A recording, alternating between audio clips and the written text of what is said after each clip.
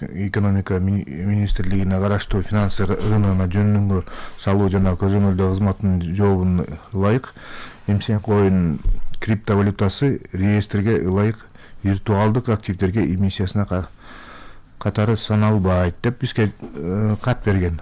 Ошонун негизинде анан башка оперативдүү кагаздардын жарандардын кайрылышуу боюнча Ички иштер министрлиги 209 беренеси менен 3-бөлүмүнө каралган кылмыш белгилери боюнча 12 сентябрда иш козголгон. Казыркы маалда тергөө иштери жүрүп атат. Материалдар Октябрьский, Первомайский районунда, Бишкек шаарынын 2 районунда каралып атат. Казыркы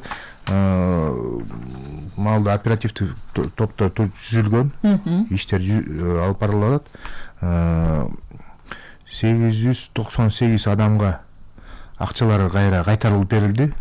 Казыркы маалда $1,700,000 ашык акчалары да колдоруна жарандарга кайтарылып берилди кайра. Биздин ушу иштер боюнча кайтарылып берилип атат. Дагы эле арыздар менен кайрылса болот. Жарандар эгер арыздар болсо сиздерге